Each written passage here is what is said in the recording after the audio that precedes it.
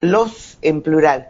Tenemos en línea para analizar los resultados de las elecciones legislativas a Roberto Vargas, periodista, analista de temas internacionales, columnista del blog Y Ahora Qué, columnista en Siempre Soy con Daniel Toñetti en Radio de las Madres, en este mismo programa, conductor de Contragolpe y panelista en Lifting Metro.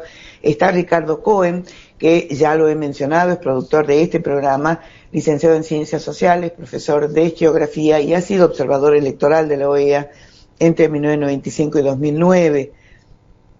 Lo tenemos también en línea a Rafael Prieto, periodista, director de la revista digital Y Ahora Qué, muy interesante. María Fernanda Ruiz, también docente de comunicación, especializada en convergencia de medios y en comunicación política.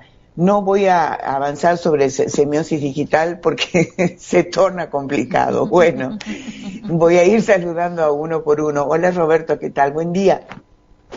¿Qué tal, Clara? Buen día, ¿cómo estás? Un gusto saludarlos y un gusto ahí a la mesa, a todos los amigos, en algunos casos, como en el caso de Rafael.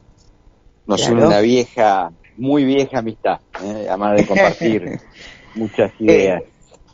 Digamos, querido Roberto, aclaremos, vieja amistad, no es que sean dos viejos, sino una vieja amistad. No, vieja amistad, aunque nos vamos volviendo viejos, ¿no? Si te cuento de cuando nos conocimos y la edad que tenemos ahora, te vas a dar cuenta que somos viejos y que es una vieja amistad, ambas cosas. Entonces, bueno, ya que lo estamos mencionando, lo saludamos. Hola Rafael, ¿qué tal? Buen día, ¿cómo te va? Hola Clara, ¿cómo estás? Roberto, un abrazo, lo mismo para Amanda y para Ricardo. Así que bueno, un gusto participar de esta mesa, Clara. No, al contrario, les agradezco a los cuatro. Ricardo, ¿qué tal? Buen día. Hola, buen día Clarita, buen día a todos. Realmente es un gusto en un momento como este hablarlo por lo menos y analizarlo para ver qué sucedió y entrever qué puede llegar a suceder, ¿no? Tal cual. Hola, ¿qué tal, Fernanda? ¿Cómo estás? Buen día. Muy bien, Clara, muy contenta de estar conversando hoy con todos ustedes y también lo que decías al respecto de nadie puede decir yo me lo imaginé, me adhiero a eso y bueno, refugiándonos en la comprensión histórica de los procesos para poder entender que esto es un momento, una foto de la historia y no es la historia completa. Bueno, desde ya en este primer saludo, Fernanda, nos das nos abrís una ventanita para mitigar tanto pesimismo. En primera instancia, si ustedes me permiten, de todas maneras, vamos a abrir el diálogo, por supuesto, cuando ustedes quieran señalar algo a otro compañero que está hablando, no hay ningún problema, pero abro con Roberto como para que me des o nos compartas, Roberto, nos compartas una impresión general de lo ocurrido ayer.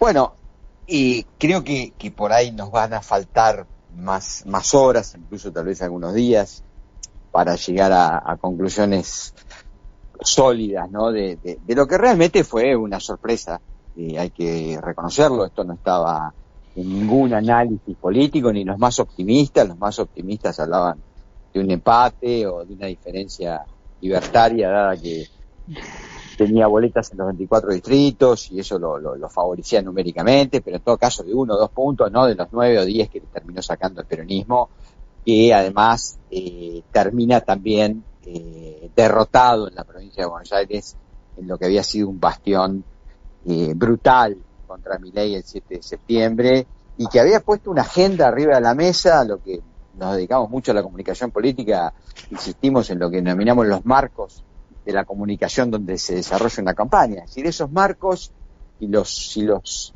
barajamos rápidamente, eran todos profundamente adversos, es decir, candidatos cabeza de lista que hubo que bajarlos por estar vinculados a temas de financiamiento narco, un tablero cambiario en lo económico muy volátil, una situación, digamos, económica realmente mala, con informes permanentes donde caía el consumo y donde ya se pronosticaban recesiones, consultoras que te iban diciendo cómo la opinión pública rechazaba cada vez más a Milei y se caían sus índices de popularidad, y termina, bueno, en una noche poner un marcador de 40 puntos o casi 41 puntos.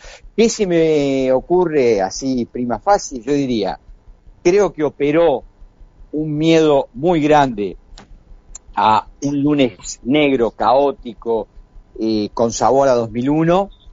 Me parece que un sector importante de la sociedad no quiso acelerar los tiempos de Milei, aún siendo víctima de sus políticas de ajuste. Creo también que una vez más, y esto se viene visualizando desde la aparición de Macri en el escenario nacional, con Durán Barba a la cabeza, creo que se trabaja muy bien desde el otro sector ideológico, el voto antiperonista, y entonces ya se dispersa menos, y entonces aparece una opción que lo aglutina.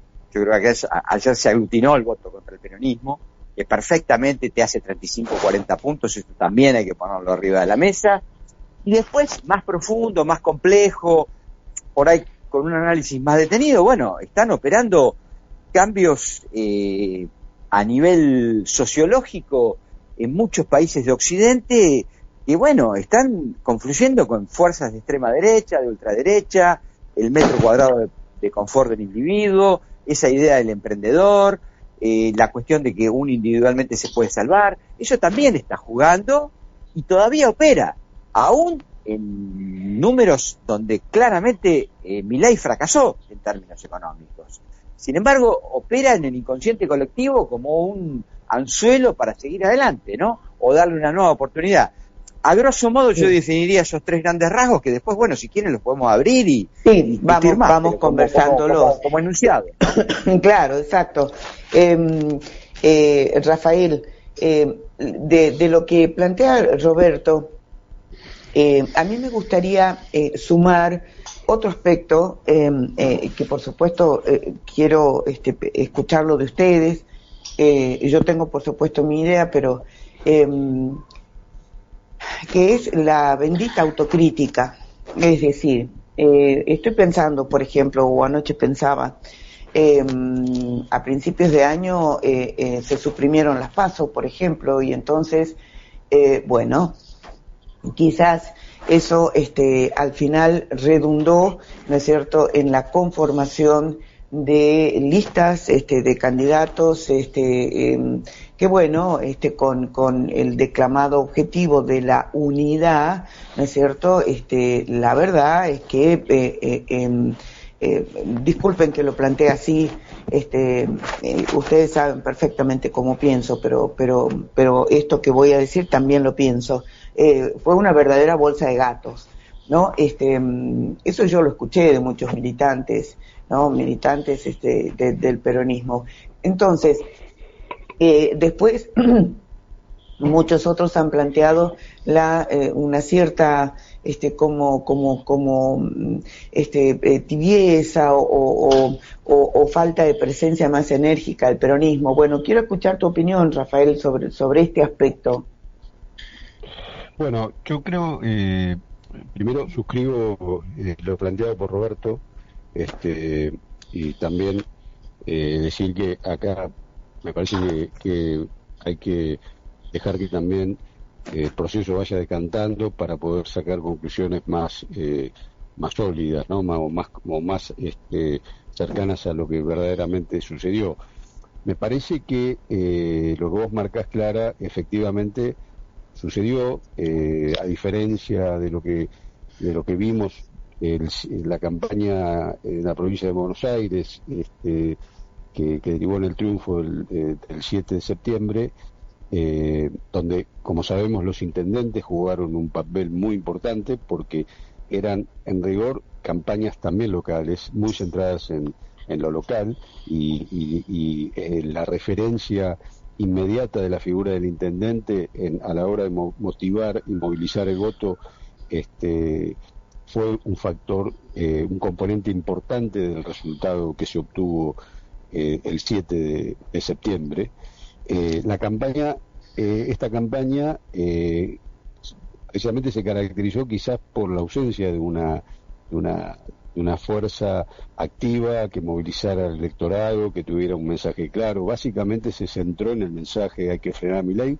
Quizás esto, los resultados demostraron que ese enfoque no era suficiente, pero mi opinión está muy en línea con lo que plantea Roberto, de que acá se hizo quizás una lectura apresurada de los efectos de la elección del 7 de septiembre, creyendo que esa diferencia ya marcaba una tendencia irreversible en relación al resultado que se iba a dar en la provincia de Buenos Aires, y por supuesto esta sorpresa que surge a partir del resultado nacional, inesperada, pero quizás esa activación de una reacción que vio en perspectiva la posibilidad de un colapso del gobierno, de una situación económica financiera que se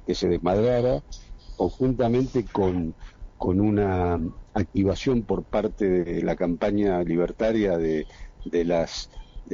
los estigmas que fueron efectivos durante el surgimiento de Milei, en el sentido de plantear una polarización contra la casta y particularmente contra el kirchnerismo.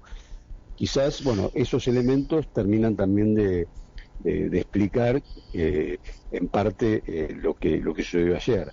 Yo creo que a nivel digamos, de la dirigencia peronista y del campo nacional y popular, me parece que una de las lecciones es la falta quizás de una autocrítica profunda sobre las raíces de lo que se representa el trasfondo de este proceso que viene ya a través, salvo la experiencia del 7 de septiembre, venimos en un proceso digamos de reiteradas derrotas que no son evaluadas quizás con la suficiente profundidad que requiere para trazar una estrategia superadora.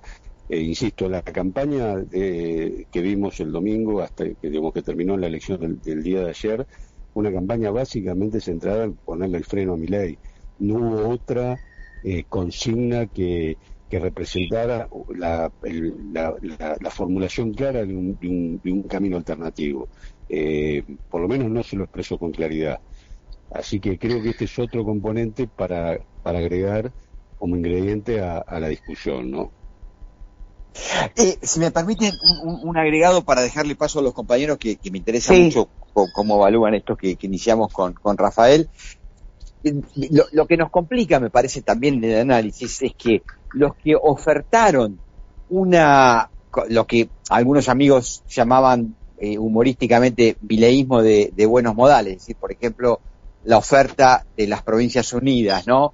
La oferta centrista, moderada de Schiaretti. Bueno, esa oferta, que no está estigmatizada por el antiperonismo clásico, perdió por 14 puntos ayer. Entonces yo digo, a mí me parece que se están también generando factores mucho más profundos en la sociedad que adhieren a determinadas pautas de conducta y de comportamiento de estos valores políticos que ofrece la ultraderecha, que tal vez están en línea con un tiempo histórico. Lo dejo como interrogante.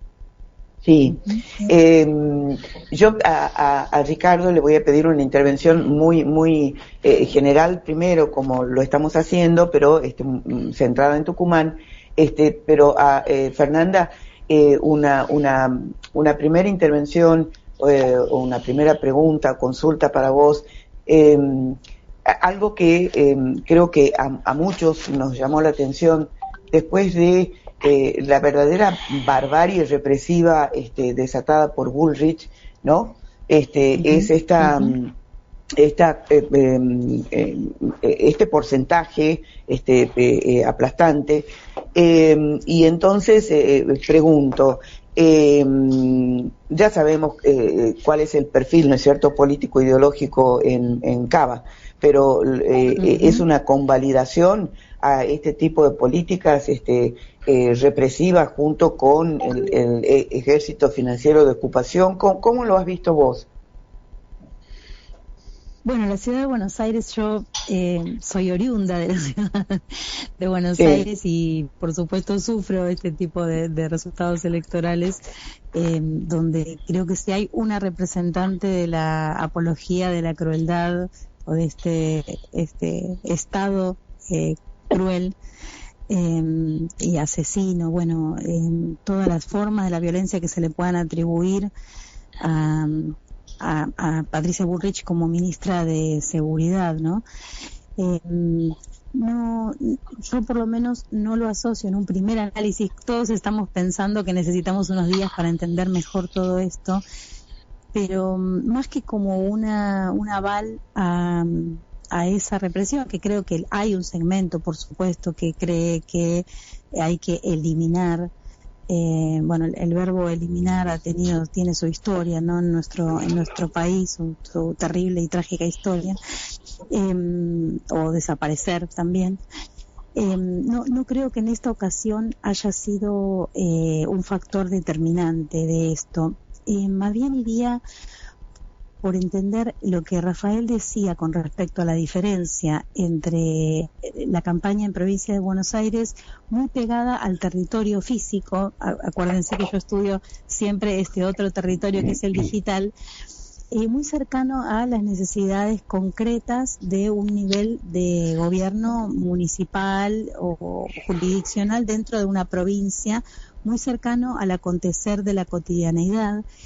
Y venimos de muchísimo tiempo de deslegitimación de la política, hecha por los medios de comunicación hegemónicos en nuestro país fundamentalmente, pero también en la era de las redes sociales. Entonces, esta elección donde aquello que estábamos eligiendo está muy lejos de la cotidianeidad, no porque lo esté efectivamente, sino porque es la imagen que se ha construido respecto de los diputados y de los senadores, hablando de cuánto ganan, de cuántos asesores tienen. O sea, hay todo un ataque sistemático y permanente de los últimos 20 años por lo menos en los medios de comunicación y por supuesto acrecentado en las redes sociales, para deslegitimar la y el Congreso como el máximo exponente de un conductor de televisión, Robertito Funes, que dijo que al aire, en vivo, en un canal de televisión, que él pondría una bomba dentro del Congreso de la Nación, ¿no? O que lo prendería fuego, algo así. Dice hace muy poco, estoy hablando hace unas semanas.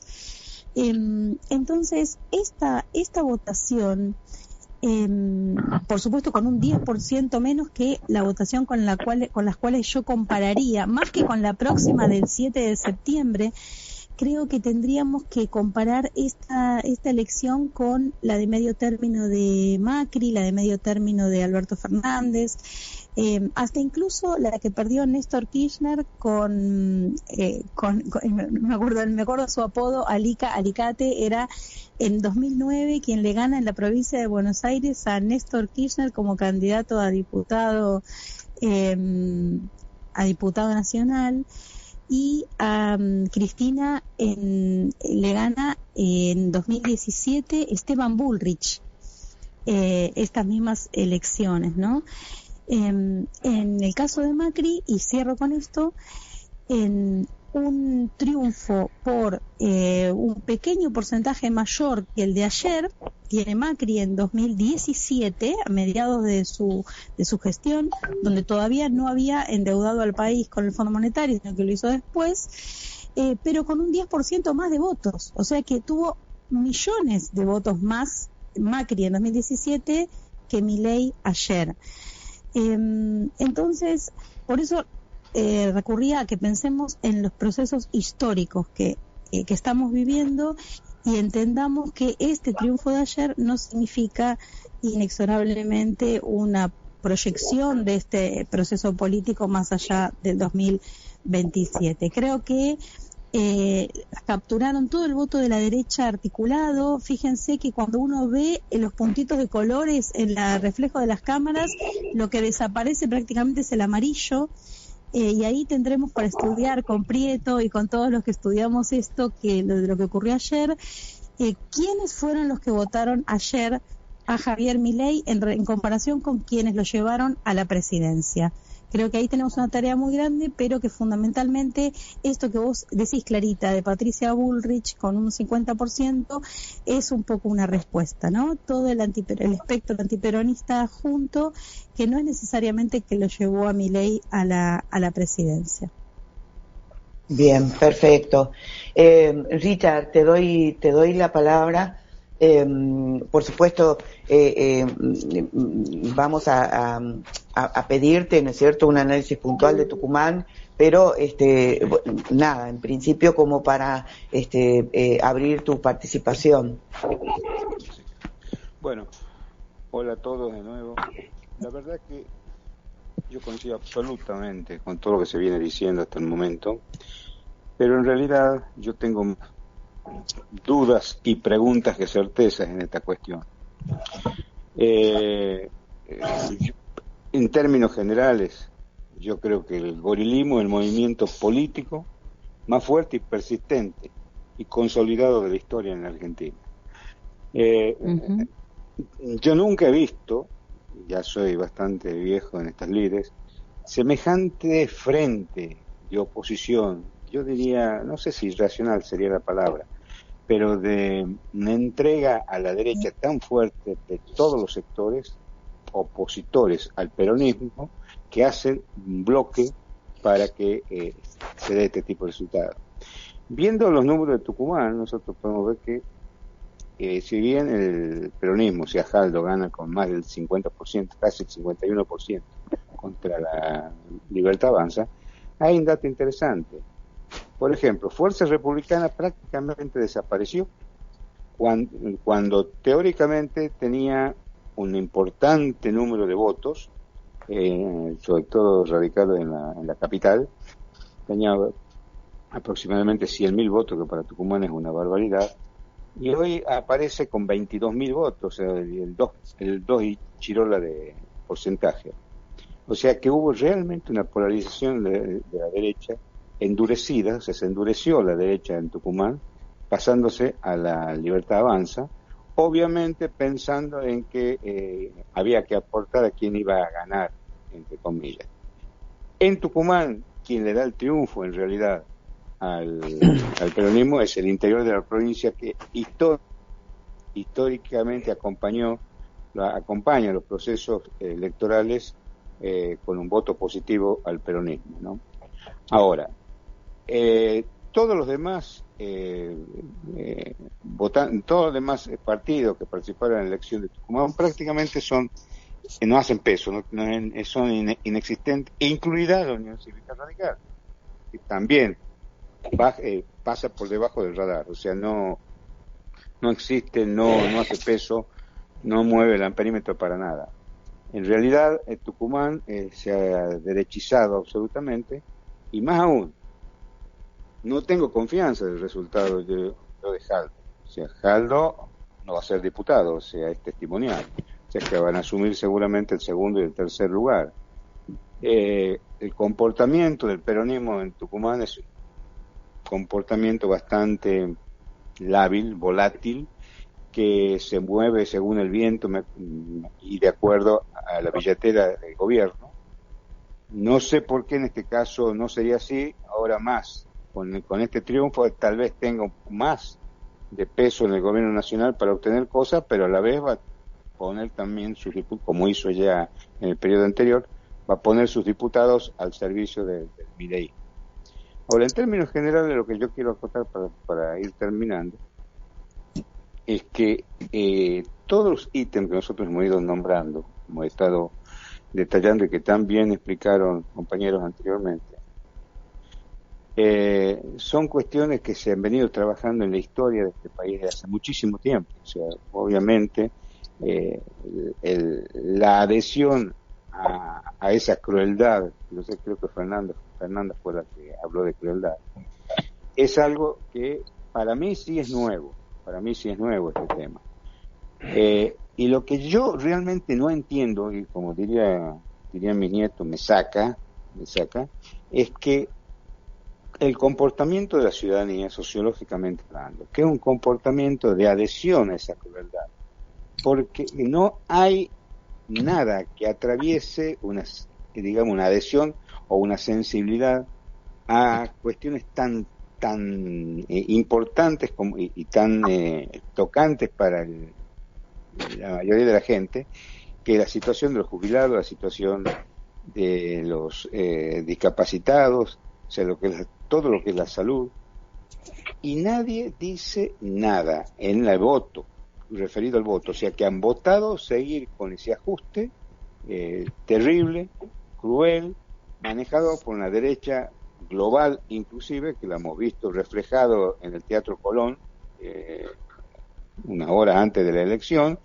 en donde se paseaban los señores del mundo por un país recién comprado, y que bueno, estos 2 años que quedan realmente van a ser años, me parece a mí, bastante duros, porque se vienen reformas estructurales mucho más duras, y me da la impresión que un gran sector de la sociedad va a seguir apoyando. Sí, nosotros tenemos que hacer, compañeros, tenemos que hacer una muy breve pausa de 2 minutos para cumplir con compromisos, pero con respecto a Tucumán, quería sumar, Ricardo, de algo que vos dijiste respecto del borramiento, ¿no? Como dijiste, no mueve el amperímetro, ¿no? La UCR, fíjense lo que ha pasado en Juan Bautista Alberdi. Sabrán ustedes, los tucumanos por supuesto lo saben, sí. Alberdi fue intervenida, ¿no? Por Jaldo, a raíz de toda una cuestión que está todavía en investigación de relacionamiento con el narcotráfico. Entonces, Jaldo tomó la decisión, intervino, y ayer, entonces, en Alberdi, se renovó, se votó, ¿no es cierto?, intendente y todos los concejales. Allí fueron unidos la UCR y la Libertad Avanza, pero el PJ en Alberdi, ¿no?, hizo una muy buena elección, recolectó prácticamente 46% de los votos, ¿no? Y esta alianza circunstancial, que bueno, los radicales ya no nos sorprende nada, quedó muy relegado con un 38%. Y lo último, antes de la pausa, porque querría dejar planteada la inquietud, aquí en Tucumán hubo un 78% de participación electoral. No así, ya lo sabemos, ¿no es cierto?, a nivel nacional. Entonces, cuando volvamos, querría que arranquemos preguntándonos ¿no es cierto?, la baja participación y concretamente la pregunta, los que no fueron, ¿quiénes fueron los sectores o cuáles fueron los sectores que no fueron a votar, ¿no?, que analice, y el por qué? Los invito. Vamos, Guido, 2 minutitos cumplimos con la tanda y volvemos. Estamos de vuelta con 17 grados en nuestra capital y tenemos la conferencia, este diálogo tan fecundo que estamos, me parece que es así. Me han pasado algunos mensajes de oyentes. Está Roberto Vargas conversando con nosotros, Ricardo Cohen, Rafael Prieto, María Fernanda Ruiz. Un oyente, si me permiten un segundo, un oyente dice: Clara, todavía no se puede creer, solamente se entiende por el apoyo de Trump. Hay gente que no está politizada o ideologizada y el dólar planchado también. Bueno, es la opinión de uno de los oyentes que está siguiendo esta conversación de intercambio de opiniones entre ustedes 4, nosotros desde acá. Bueno, yo quería, el que quiera, pero querría un minutito, aunque más no sea, analizar la cuestión de la baja participación, ¿no? Ha habido un desgaste, ¿no? Recordemos que a lo largo de este año, miren, no lo tengo el dato anotado acá, no sé si han sido 8 o 10 elecciones, ¿no? Provinciales, etcétera. Hay un desgaste, esto que han señalado ustedes por acá, ¿no es cierto?, respecto de una campaña sistemática antipolítica, y quiénes son los que en definitiva no fueron a votar. Roberto, ¿tenés una propuesta, una idea? Sí, a ver, seguramente los compañeros que hacen estudio de campo, como dijo la compañera, lo van a peinar mejor conforme los días, y son preguntas que vale la pena que nos hagamos y a ver qué encontramos ahí. Pero rápidamente, no hay duda, el sistema de representación está absolutamente en crisis. Si aplicás una política de ajuste salvaje, si te quitas 5 puntos del producto, que en buena medida se lo quitas al gasto social, salud, educación, pensiones, jubilaciones.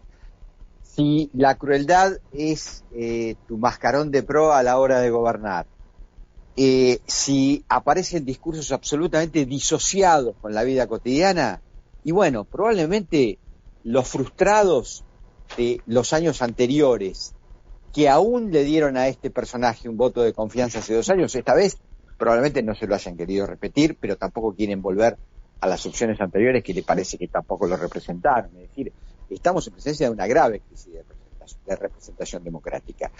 El sistema democrático está atacado, siendo violentamente atacado por estos tipos de políticas que se llevan adelante. Dicho esto, creo que debemos, en el sentido de poder dimensionar bien lo que pasa, entender que estamos en una fenomenología nueva, a diferencia, la compañera citaba bien, bueno, la derecha ha hecho resultados así en mitad de término y después se enfrentan a procesos más largos donde su gobernanza se pone en crisis y terminan perdiendo probablemente. No digo que esta no sea la ocasión, pero me parece que hay una serie de elementos nuevos que tienen que ver, por ejemplo, con la intervención directa norteamericana en la política argentina. Uh-huh. Esto es inédito. Que la CIA opera en el mundo es más viejo que la humanidad. Ahora, que operen a cara descubierta, que intervengan en el mercado de cambios, que metan dólares, que digiten los nombramientos. El nuevo canciller es un canciller que no está nombrado en la Argentina, esto hay que decirlo con todas las letras. Por eso yo también creo... Te interrumpo un segundito, y que el embajador dice que va a venir provincia por provincia para ordenar las provincias. Bueno, o sea, todo esto es inédito, digamos. Tal vez un embajador, y esto nos trae al famoso Braden Operón, podríamos decir, bueno, hay un antecedente, pero que el presidente de una potencia en declive, pero potencia al fin, primera potencia militar del mundo, que está, entre otros elementos, plantearse su condición de gendarme para seguir mandando, es decir, directamente una guerra militar, poner en el medio, los países del Caribe lo están viviendo en vivo y en directo, Venezuela y Colombia. Entonces digo, esto es un elemento novedoso que lo altera todo y que también jugó ayer.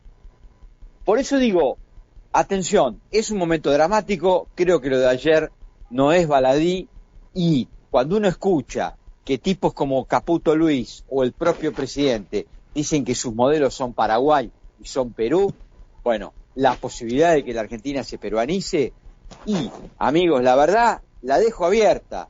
No digo que va a pasar, digo que es una posibilidad, porque los escenarios que se presentan en materia geoestratégica favorecen a estos experimentos de ultraderecha. Así voy a ir, si me permiten, voy a ir sumando a los oyentes, ¿no? Liliana, por ejemplo, hace una pregunta al grupo de compañeros que están aquí, y pregunta esto: ¿ya no se hace más la campaña tradicional, donde el candidato que pensaba asumir se reunía con 5, 10, 100 personas, discutía sus propuestas, escuchaba a los vecinos del barrio, del sindicato, del club? Yo solo vi actos masivos donde muchos concurren quizás por compromiso, pero nadie los escuchaba. No podían manifestar lo que estaban, en qué estaban de acuerdo o no. Me pregunto, todas esas personas, ¿por quién habrán votado? A ver, el que quiera, no sé. Yo tomo, mira. Sí.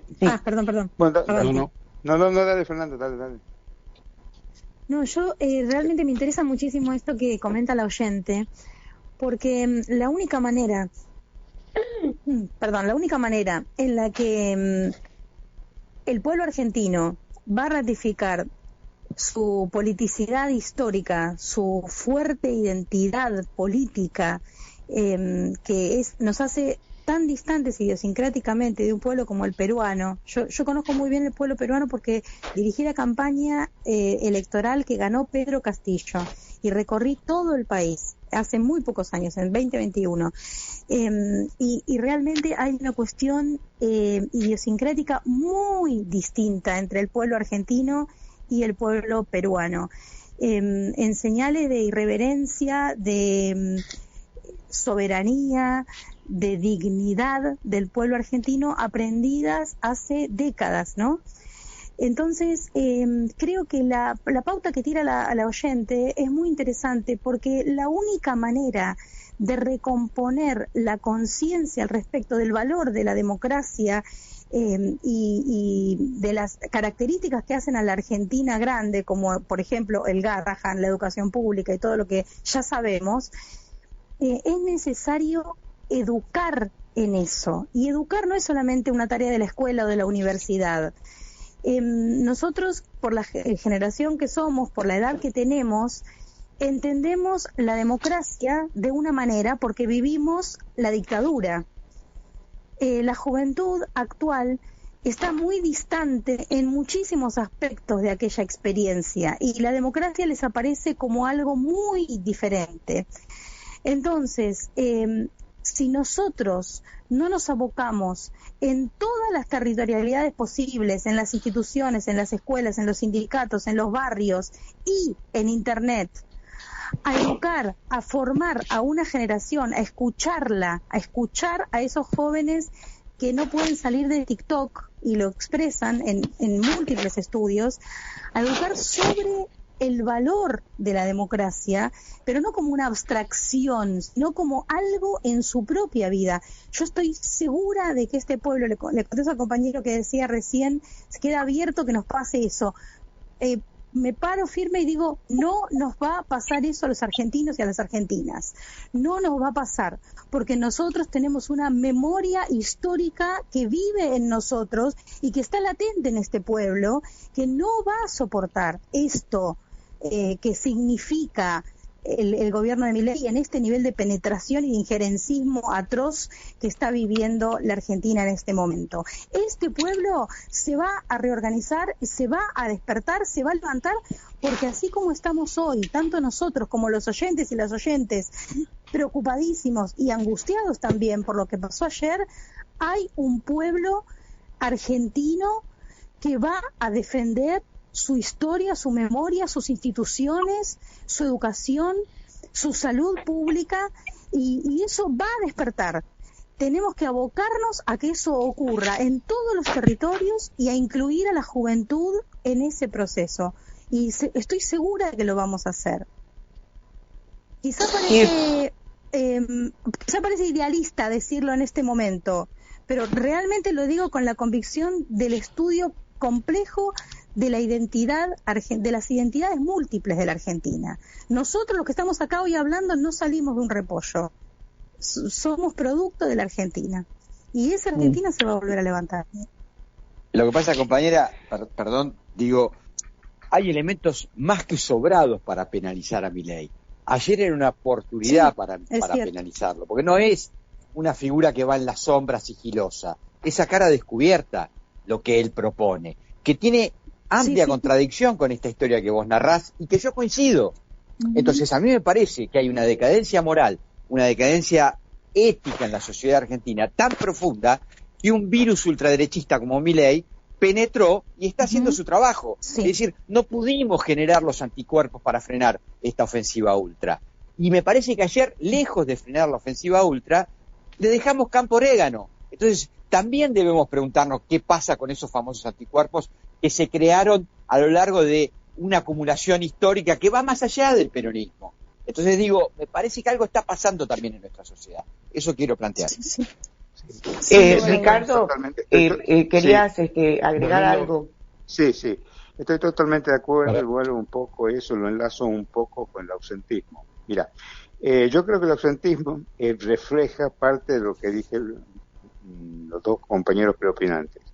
El ausentismo me parece que está asentado sobre la bronca, el cansancio, la decepción. O sea, la generación joven que es nativos democráticos, nacieron en democracia, conocieron las vicisitudes de cómo se llegó a esa democracia. Hoy en día creo que no piensan por la variable de los valores de la democracia, más aún creo que piensan en que la democracia se terminó y que tiene que venir otra cosa, vinculado con todo lo que es la tecnología imperante. También creo que hemos perdido una importante oportunidad de condenar, o sociológicamente hablando, a un corrupto como Milei y todo su clan, porque la gente está realmente con bronca, no le interesa, el día a día los tapa permanentemente, y es como que está disociada la participación en la democracia de los jóvenes, sobre todo, o de quienes no participan de nuestras edades. Aquí hay un problema, me parece a mí, que para encarar un proceso de reflotación de la democracia, o sea, de la democracia directa pasamos a la representativa, que evidentemente no funcionó como nosotros queríamos, para llegar teóricamente a una democracia participativa. Esa democracia participativa me parece que en la Argentina está cada día más lejos, sobre todo por la aluvión de la presión de la derecha, que lo vimos acá, porque pues obviamente que a la derecha no le interesa para nada que haya una democracia participativa, y creo que el gran sector de la sociedad tampoco. Entonces, creo que tenemos que hacer una profunda autocrítica de las estrategias y las tácticas a seguir, porque si no, en el 27 tendremos Milei nuevamente, porque entre las cuestiones que me parece a mí como daño secundario que surgieron de esta elección, es que la alternativa presidencial que teníamos, que era Axel de alguna manera, está bastante golpeada. Entonces, tenemos que volver a repensar Ricardo, todo este tema. Perdón. Sí. No, perdón, quería agregar una reflexión a propósito de lo que planteás. Yo creo que hay muchos factores que me parece que hay que incorporar al análisis. Uno de ellos es que la sociedad argentina vive un proceso de aguda fragmentación. Creo que esto no es una novedad decirlo. Tiene una base social, esa fragmentación muy grande. Y esa fragmentación real que determina que coexistan muchas argentinas que conviven y que a veces no se tocan entre sí. El símbolo de la Argentina integrada era la escuela pública, donde participaban los hijos de trabajadores, de empleados y también de personas, digamos, que tenían poder adquisitivo alto, y convivían, y en ese mundo, en esa interacción, conformaban una cultura que le daba identidad al sentido de ser argentinos y de participar en el mismo proyecto de país. Eso se rompió hace mucho, y eso, combinado con la dinámica que impone el mundo digital, la transformación digital, claramente se han ido erosionando los lazos sociales. Es decir, hay un fenómeno que acá ya se analizó, de individualismo muy marcado. Eso está muy centrado en los jóvenes, porque su propio hábito de consumo y de interacción social está más básicamente en gran medida mediado por lo digital.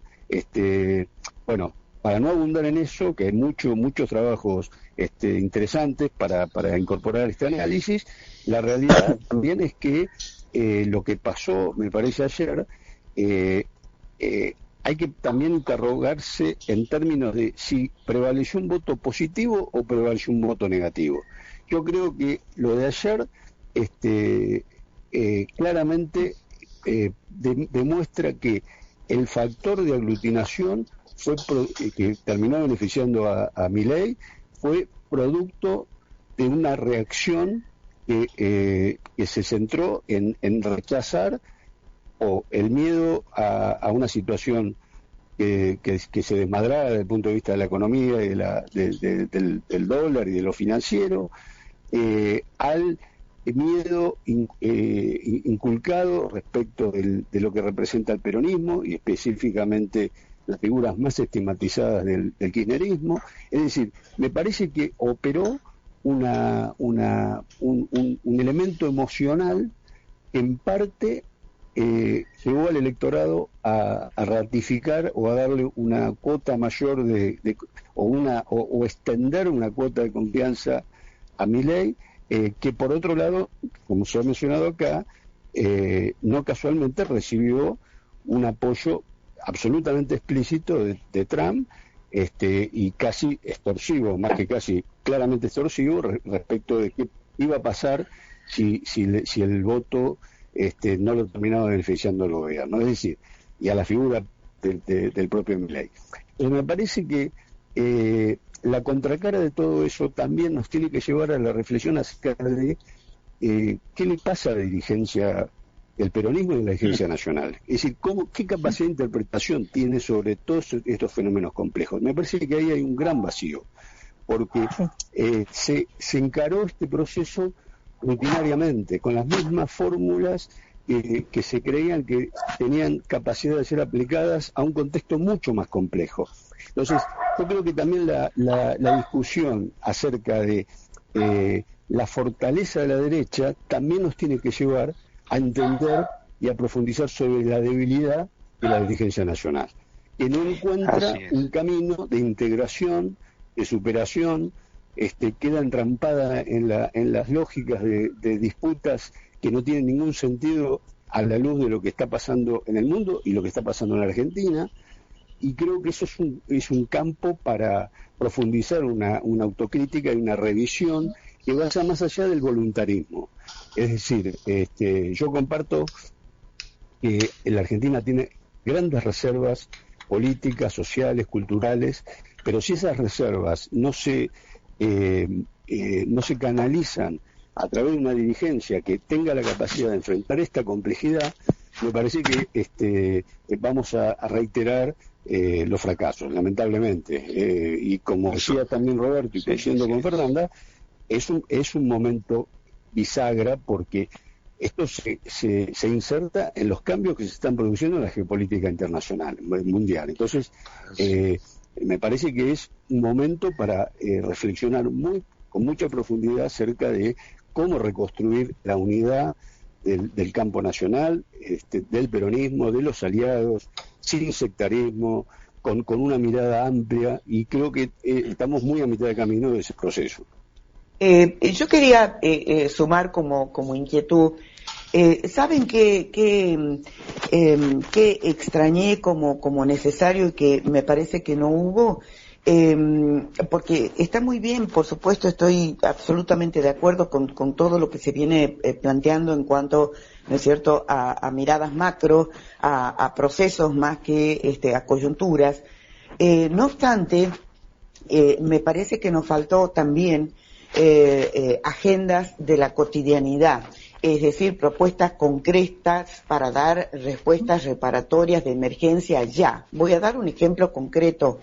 9 de cada 10 familias argentinas estamos endeudados en 1, 2 y 3 presupuestos mensuales por arriba de los ingresos, pagando tasas de mora de hasta 200% a mano de los bancos, por ejemplo, y son deudas que no hace falta que repita, hay decenas de estudios estadísticos respecto de eso. Entonces, por ejemplo, hubiera sido del caso quizás decir, bueno, vamos a presentar una propuesta concreta para negociar con los bancos un tope a las tasas de interés para las familias endeudadas, ver cómo, propuestas concretas, reparatorias ya, porque estas urgencias de la cotidianidad son urgencias, son de ahora, ¿no? Y entonces, por ahí quizás la tarea legislativa, ¿no es cierto?, particularmente en diputados, yo sé que es difícil porque es permanentemente estar frenando los decretos, los vetos, ¿no? Que son respuestas concretas, sí, es cierto, a determinados sectores universitarios, discapacidad, etcétera, etcétera. Pero nos ha faltado ese ingrediente también, me parece. Sí, estoy absolutamente de acuerdo con eso, Clarita, y se agrega algo más, que es un poquito el análisis de la dinámica del Congreso, fundamentalmente la Cámara de Diputados. Nosotros en distintas columnas que tuvimos en el programa, yo hablaba de que en este momento hay 3 clases de diputados, no 2, 3. Está los oficialistas, los opositores y los dialoguistas. Esa es una nueva categoría. Ese término, esa categoría de dialoguista, hace de que la oposición no sea oposición y que se fortalezca el oficialismo. Es como que juegan a 2 puntas. Entonces, el verdadero recinto de la discusión, de la representación de la voluntad popular, que es el Congreso, hoy en día está absolutamente desdibujado. Y creo que va a ser peor en este nuevo Congreso. Entonces, todo lo que vos estás diciendo con el tema de las propuestas, yo obviamente que las comparto. El tema está en que eso no se vio en la campaña, no fue ningún gancho para que la gente vaya a votar, y el único lema era contra mi ley, que había que estar contra mi ley. ¿Qué es lo que se proponía? No, la gente no sabía. Entonces, entre frenar el caos que se venía presentado desde el trumpismo inclusive, bueno, se votó, es mejor tener lo que tenemos y no lo que va a venir. Pero lo que es la batalla que se viene en este momento a nivel de la representatividad, de la necesidad popular en el Congreso, va a ser realmente muy dura, porque los dialoguistas van a funcionar más que nunca, sobre todo aquellos que quedaron con muy poca representación en la Cámara. Y bueno, yo no sé si realmente qué es lo que va a salir de todo esto. A mí me parece que la fractura de la sociedad se va a manifestar fundamentalmente ahí, y desde mi punto de vista yo creo que hay que empezar a hablar de otra gobernabilidad. O sea, yo creo que la gobernabilidad planteada por la derecha y por este esquema del régimen, a mi criterio, va a llevar a otra gobernabilidad que no sé cómo se va a dar, pero sí fundamentalmente con la gente en la calle. A eso creo que se está dirigiendo esta cuestión. Voy a sumar, porque ya tenemos que ir cerrando, estamos en cierre. Sí. Sumo 2 opiniones de oyentes, quiero hacerlos participar. Acá me dicen, muy acertada tu opinión, hemos votado con desconfianza. Otro pregunta, ¿dialoguista es igual a me vendo a precio razonable? ¿No? Bueno, eso es una inquietud también planteada por otro oyente. Sí. Hago una muy rápida ronda de cierre, que por supuesto lo que hemos intentado hacer acá es una primera aproximación así a horas de este cimbronazo. Hemos estado acercando ideas, intercambiando opiniones. Roberto, el cierre, por favor. Sí, lamentablemente tengo una mirada más pesimista con todo lo que está pasando. No es muy polite, porque bueno, uno siempre dice, bueno, pero somos optimistas, vamos a ver, todo va a cambiar, esto se puede arreglar, tiremos de nuestros archivos históricos. Bueno, yo creo que un descenso tan pronunciado de la vida argentina en los últimos casi 50 años, para que lo dejemos claro, desde el golpe militar del 76, con el programa de Martínez de Oz, donde la Argentina tenía 5 puntos de pobreza, 5. Podemos decir, bueno, lo revisamos, no tenemos 40, pero estructuralmente podríamos todos coincidir que al final estamos clavados en 30 puntos de pobreza, más o menos, según quiera medir o cómo quiera medir el INDEC. Digo, esa multiplicación de exclusión social, ese desastre, digamos, de industricidio que ha ido viviendo la Argentina y que la política democrática no pudo revertir, con sus más, con sus menos, con sus tiempos, pero no pudo revertir, fue fragmentando, como dice Rafael, coincido plenamente, a la sociedad de tal manera que no es fácil recomponerla y evidentemente necesitaría de una gran claridad conceptual en su burguesía, en su clase política, que lejos estamos de eso, lamentablemente, ¿no? Entonces, tengo una mirada bastante más pesimista de lo que está pasando y bueno, ojalá me equivoque, pero insisto, había sobradas razones para penalizar a General Milei, más allá de que no tuvimos como articulación opositora propuestas, que solamente el eslogan fue frenar a Milei, todo eso es verdad, que los intendentes no laburaron, pero insisto, digo, si la sociedad no puede comprender que lo que tiene enfrente es a su enemigo, está aplicando políticas que todo el tiempo van en contra de las mayorías populares, que tiene un verdugo gobernando y no lo penaliza, y bueno, yo creo que también hay cierta complicidad, consciente o inconsciente de la sociedad con este proceso. Rafael, te escuchamos. Sí, bueno, va a dar para muchos análisis. Yo creo que me parece que la conclusión, desde mi punto de vista, tiene que ser poder transformar esta derrota en una oportunidad seria para la reflexión, el análisis y la superación de las prácticas que la misma dirigencia nacional viene ejercitando. Creo que ese es lo que le podemos sacar, si algo tiene de bueno esta situación tan adversa, es llamar la atención acerca de que hay que romper la rutina intelectual, la forma en que se viene planteando las soluciones. Lo hizo, por ejemplo, Lula en Brasil. Lula tuvo la capacidad de entender que si no construía una alianza nueva, una superación, haciendo concesiones, resignando objetivos, pero fundamentalmente logrando poder llevar a un triunfo al movimiento popular brasilero en las circunstancias en que se dieron. Entonces yo creo que nosotros estamos en alguna medida encorsetados en un formato, en una concepción muy personalista, muy a veces muy sectaria, que hay que superar. Si no superamos ese modo de abordaje de las cosas, creo que vamos a reiterar las derrotas, o en todo caso los triunfos van a estar asociados más a las reacciones espontáneas de la sociedad que a una dirección política clara, y me parece que en ese campo la derecha y la ultraderecha tienen más argumentos porque tiene mucho más desarrollada la capacidad de manipulación e intervención sobre la propia sociedad, ¿no? Que el campo nacional. En consecuencia, yo dejo esa reflexión como un humilde aporte a la discusión que se viene y que va a ser necesaria dar. Fernanda, te escuchamos en el cierre. Bueno, muy cortito. Yo imagino que muchas de las personas que están escuchándote a vos, Clarita, están escuchando la radio en este momento, comparten sentimientos con los que expresamos también a partir de nuestras ideas, ¿no?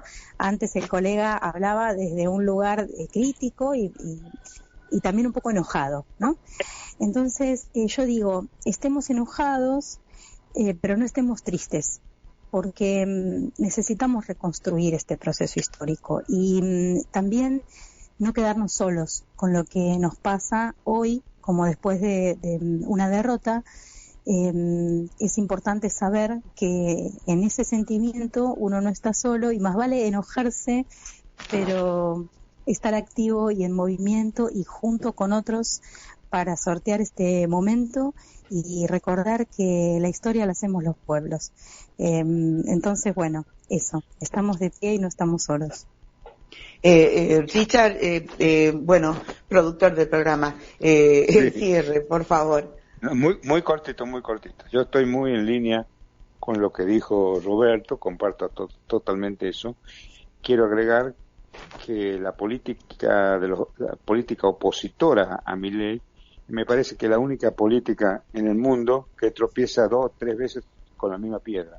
No terminan de entender cuál es el modo de encarar el cambio.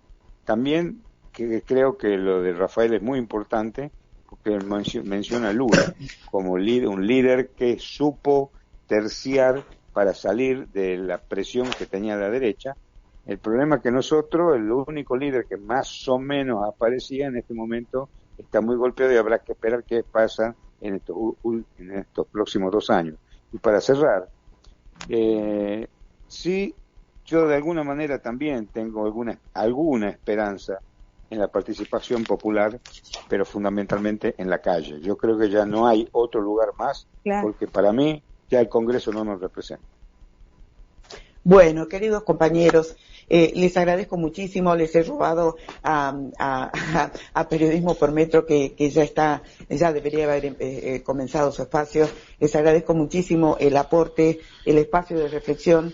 Hemos cumplido ese objetivo, que era abrir el debate y la reflexión, y estamos por supuesto muy lejos no de haber pretendido dar respuestas cerradas. Simplemente ha sido un intercambio de opiniones que me parece muy, muy fecundo. Así que muchísimas gracias a Roberto Vargas, a Rafael Prieto, a María Fernanda Ruiz, a Ricardo Cohen. Les agradezco muchísimo y bueno, y por supuesto vamos a seguir en contacto, Gracias, Clara. Un abrazo. Un abrazo. Gracias, Clara. Hasta pronto. Un abrazo Hasta a todos. pronto. Muchas gracias. Bueno, nosotros nos despedimos muy rápido.